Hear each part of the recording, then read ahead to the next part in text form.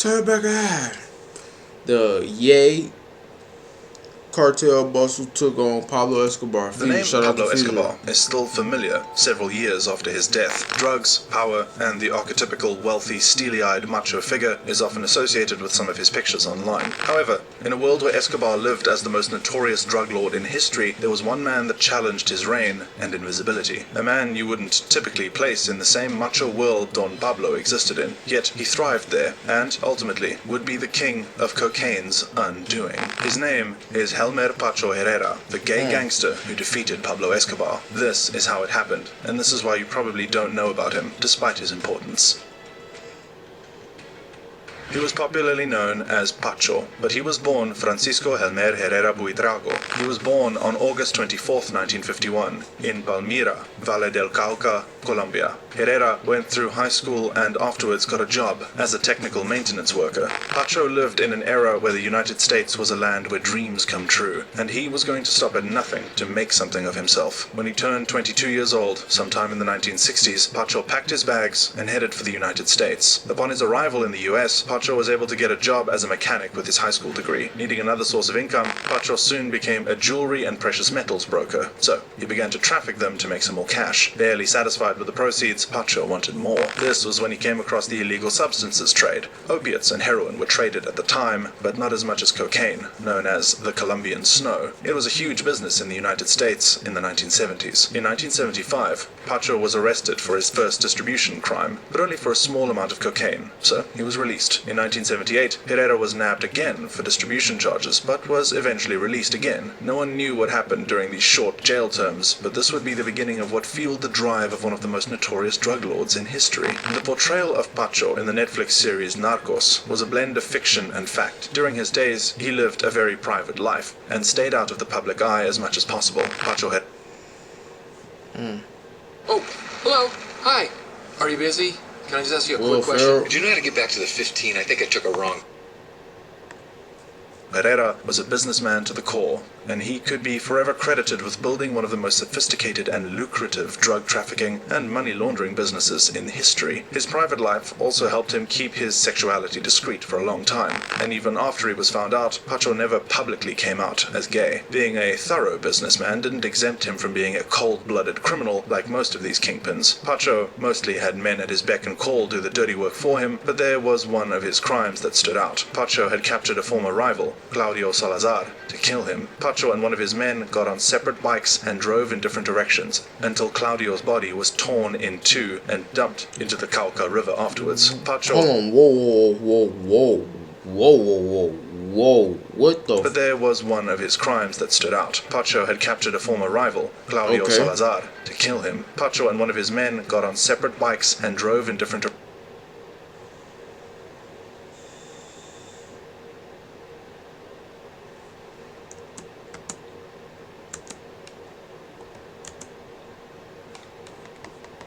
Let's not be weird. Let's not fuck up the vid, man.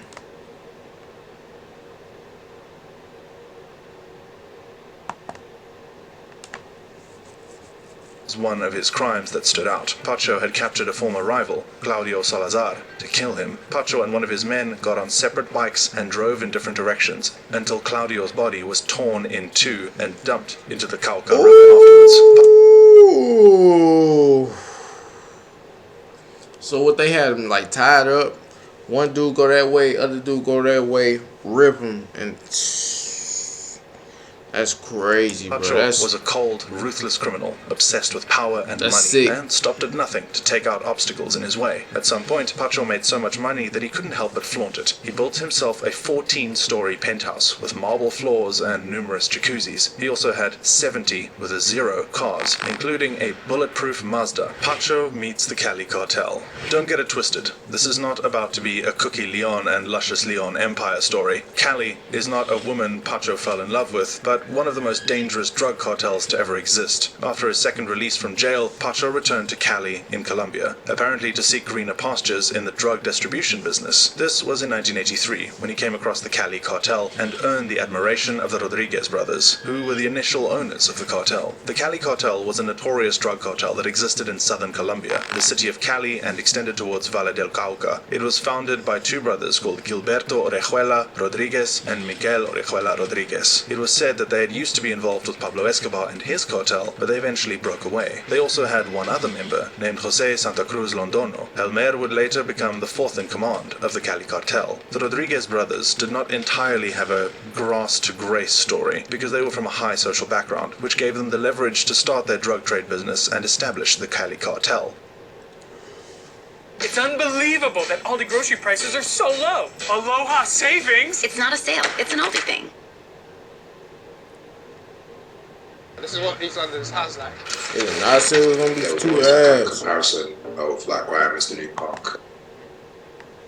Their group name reflected this, Los Caballeros de Cali, which meant Gentlemen of Cali, except they were far from that. The group originally operated via a group of abductors referred to as Las Chemas. In the early days of their operation, the kidnap of two Swiss diplomats and a random student named Zach Jazz Millis Martin earned them $700,000 as ransom and was a major fund booster for the drug trafficking business domain. The Cali cartel started with marijuana, but the profit was low, and an extremely large amount had to be transported to make a considerable profit. Desperate for a better cash inflow, the group went after cocaine, a more lucrative hard drug. The group launched into business at a time when there was no hardcore policy and laws from the DEA on cocaine specifically, as it was believed to be less important and less addictive than heroin. Meanwhile, Pacho approached the group to negotiate trade rights for New York City. Granted, Pacho was sent to New York to set up distribution base and head its operations there. Soon, Pacho proved his skills, intelligence, and loyalty to the cartel and was promoted to the Kingpin Circle with the 4th rank. He was the youngest, the most agile, and unmarried. The Cali Cartel established what was called the 400 Cartel, known to be the most sophisticated narcotics distribution to the United States. It oversaw shipments and distribution and infiltrated the United States so much that it controlled over 91% of the cocaine market worldwide from 1993 to 1995, outdoing Pablo Escobar's Medellin cartel even at its peak. The Cali Cartel operation. The Cali Cartel was not only organized in its narcotics distribution, but also had several operations. Money laundering. The Cali Cartel's illegal wealth grew so much that it became a problem to hide from the eagle eyes of the law. To solve this problem, it heavily invested in a wide range of legitimate businesses and companies. To allow for an unquestionable money laundering channel, Cali Cartel made one of the founding brothers, Gilberto Orejuela Rodriguez, as the board chairman of the Banco de Trabajadores. This afforded members and affiliates cash deposits and non-repayment loans without any hitch. The cartel took it a notch higher by establishing what was the first inter-American bank based in Panama, taking its international drug laundering to a full scale. The social cleansing. The Cali Cartel one time embarked on what they called an evangelical move, called social cleansing. It was targeted at ridding the street of what people called the desechables, or disposables. This led to the murder of thousands of street children, sex workers, petty thieves, homeless folks, and homosexuals. The cartel recruited the help of locals for this cleansing, and formed a self-acclaimed group called Grupos de Limpieza Social. The cartel gave instructions to mutilate the dead bodies of the desechables with a statement stating Cali limpia, Cali linda, clean Cali, beautiful Cali. The dead bodies were dumped into the Cauca River. There were so many that the municipality of Marcela in Risaralda was reported bankrupt from having to retrieve and conduct autopsies on them. This act reeked of nothing but a sheer display of terror on the powerless, with an ironic twist. Pacho, one of the top commanders of the Cali Cartel, as opposed to his portrayal in the Netflix series Narcos, was a homosexual, but not openly. Counterintelligence. The Cali Cartel empire would eventually go down, but not without having the DEA and Colombian police testifying to date that its counterintelligence was one of the most sophisticated that they had ever come across. During a raid of the Cali Cartel in 1995, the DEA found out that the cartel, via a hacking device gotten from Israeli intelligence services, monitored every call made in and out of Cali, as well as those made from the Ministry of Defense and that of the US Embassy. The cartel also had about 5,000 taxi men under their payroll. These drivers provided the cartel with the information of every DEA personnel, political, notable, or prospective rival that went in and out of the city, or anywhere within their jurisdiction. It took years for the DEA to eradicate their network, even after taking down the Cali cartel. The Pacho-Escobar War. They say the silent ones are the deadliest. Pacho, despite having lived as a notorious drug lord, was a very private person. He was all about business and would do anything to ensure its smooth run. However, for some reason no one could fathom, Pacho held a personal vendetta against Escobar. Rifts between rival cartels were a norm, but Pacho and Escobar was Pablo, well, I know he was in Colombia, but like, what Colombia? Ain't that overseas? Ain't you in the U.S.? Like, how do you like even beef with somebody that's in a different country? You know what I mean? It's kind of Although confusing. there was a story everyone danced around to have been the course of rivalry. At a time in the 1980s, the Cali cartel and the Medellin cartel, headed by Pablo Escobar, disagreed over who should be the sole distributor to Los Angeles. Other members of the Cali cartel had suggested the idea of sharing the city and saddling Pacho with the responsibility of the negotiation. Escobar refused, as the Cali cartel had dominated almost all the distribution sites, and Escobar would not give up Los Angeles to them. This infuriated Pacho, who would rather not share in the first place. To make matters worse, at some point, two low-ranked traffickers from the two cartels fell out because of a woman in New York. This led to a gun battle that left several people dead, mostly Pablo Escobar's men. Escobar sent word to Pacho that he wanted the man dead, but the trafficker had already reached out to him for protection, so he refused. Escobar declared war, which, unknown to him at the time, would be the beginning of his end. An explosion hit one of Escobar's houses in 1988, with his family members in it. Several people lost their lives, but Pablo's family survived, although the incident was said to have left his daughter deaf in the left ear. Suspecting it was Pacho, Escobar retaliated by sending a squad of shooters to murder Pacho. The shootout left 18 people dead, but Pacho was not one of them. Another shootout orchestrated by Escobar and his men happened in 1991, leaving several stacks of dead bodies littering the resort at which he was ambushed. But once again, Pacho This is escaped. like I never heard of this beef before. This is the first time I knew Pablo had beef with a guy, you know, that wanted more power than I'm thinking these two guys in two different countries. Turns out both of them in the same spot, and they just going at it. You know what I'm saying? I don't even know how that works. Is this a nose ring right here? Los Pepes and the fall of Escobar. Briefly, the war between the cartels ceased. This was because they had a mutual enemy to combat.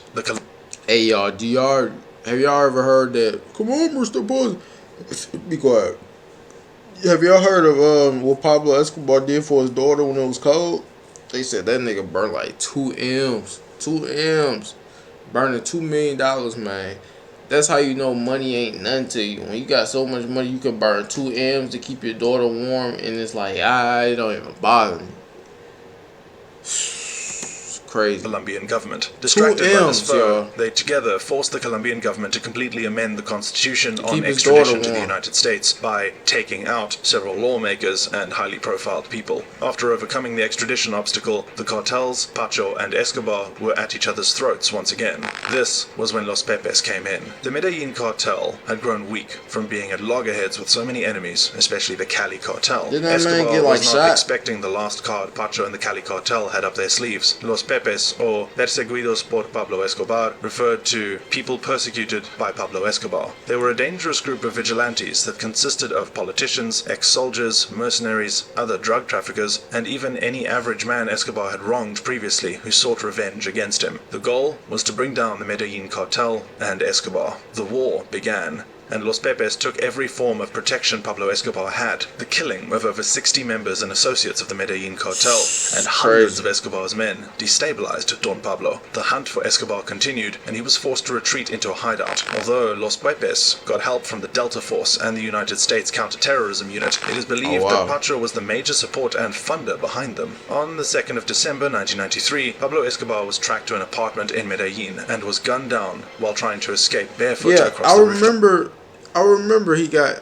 I knew he had died from getting shot. After Escobar's death, Pacho and was gunned down while trying to escape barefoot across the rooftops. After Escobar's death, Pacho and the Cali cartel took over what was left of the Medellin cartel to become the most powerful crime mafia in history, raking in over $8 billion a year from cocaine distribution. $8 billion what happened to the a gay year. gangster who $8 defeated billion Pablo Escobar? Fed up with their long reign of terror, the DEA and Colombian police declared an all-out war on the Cali cartel and called it Operation Kingpin. open. Law enforcement kick-started this by targeting two of Pacho's largest distribution channels in New York. Through very discreet intelligence, the DEA was able to wiretap and monitor the cellular phones of members of the Cali Cartel and their associates. It was recorded that no less than 100 traffickers were nabbed. In addition, over 2.5 tons of cocaine were seized, alongside over $20 million worth of cars and assets. Records of personnel and workforce discovered on the internet further gave the DEA insight into the Cali Cartel's organization after the operation. Pacho was the last of the 4 Cali Cartel kingpins to be captured. Knowing it was a dead end for him after an intense manhunt that killed Jose Gilberto, with Miguel captured and extradited to the United States, he surrendered himself to the search block, a subset of the Colombian National Police. Pacho was sentenced to a jail term of 6 years and 8 months on drug trafficking charges. His sentence was later extended to 14 years in 1998. In prison, Pacho reportedly sobered up and went after... So this nigga free.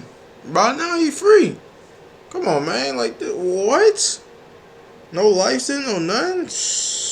I guess. A one-time dream of his, playing football. He organized several sports activities in prison and even sponsored multiple football tournaments. It was also reported that Pacho enrolled for a bachelor's degree in business administration. Well, he didn't live long enough to graduate. Despite being held in the maximum security access of the prison, Pacho was allowed to meet his lawyers and receive visitors. On the 6th of November 1998, one visitor decided to change the narrative. Rafael Angel Uribe Serna, an old acquaintance of his, visited Pacho in prison. On the football pitch, shortly after hugging him, Rafael pulled out a gun and shot Pacho in the head 6 times. He did not survive it. Angel's motive was never known, but as the saying goes, vendettas in the mafia world never really end. What happened to the gay gangster that defeated Pablo? Hey man, this is why I say, man, you can look, man, look.